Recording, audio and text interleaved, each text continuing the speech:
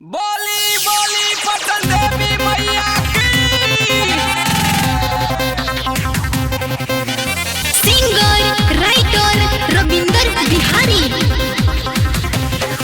जयकारा मई का गूंजे, जयकारा मई का गूंजे।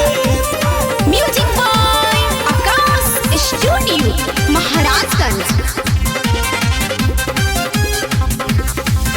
दशहरा में देवी गीत बाजे, गाँव टोला शहर निकला गे, गाँव टोला शहर निकला गे। दशहरा में देवी गीत बाजे, गाँव टोला शहर निकला गे।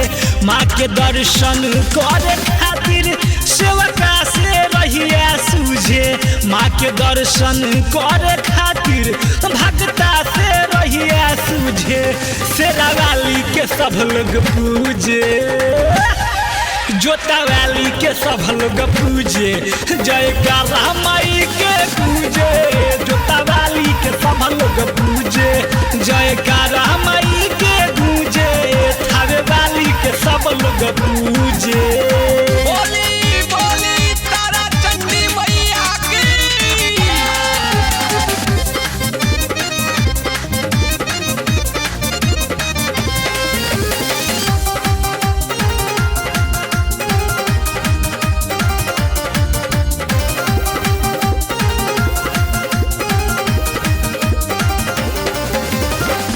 पंडित पुजारी माँ के भगती में लागल बा, मूर्ति बोरे खातिर बहुत लोग जागल बा। पंडित पुजारी माँ के भगती में लागल बा, मूर्ति बोरे खातिर बहुत लोग जागल बा। जे भी करे माई के भक्ति उहे भक्ति के गुणवा बुझे, जे भी करे माई के भक्ति उहे भक्ति के गुणवा बुझे।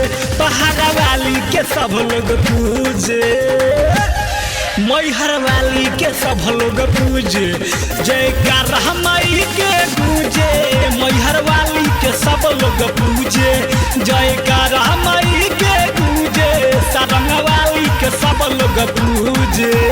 बोली बोली मैहर वाली मैया की।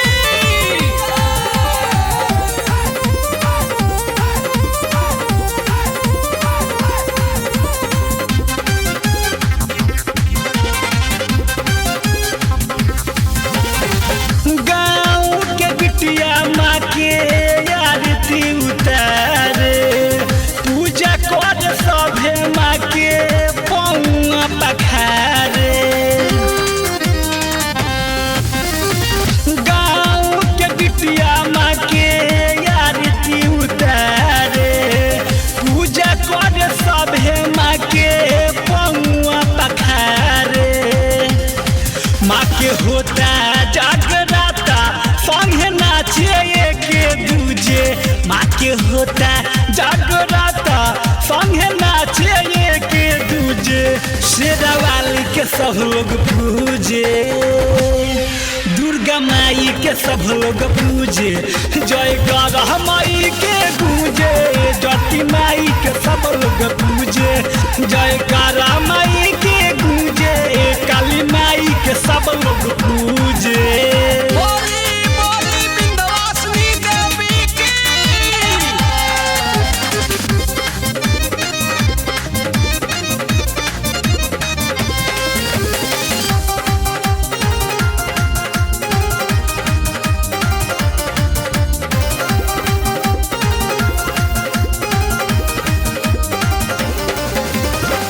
गीत लिखी गावो तारे रविंदर बिहारी, सत्येंद्र गोविंद गइले माई के दुआरी।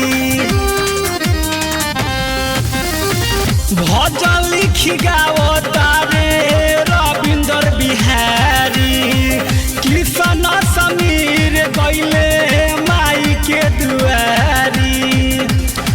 कर दमाई हम पे दाया बानी की सामत के लूजे, कर दया से आशिक पर दाया बाजे की शामत के लूजे वैष्णो माता के सब लोग पूजे जोता वाली के सब लोग पूजे जय कर मई के गूंजे शेरा वाली के सब लोग पूजे जय कर मई के गूंजे सरंग वाली के सब लोग पूजे।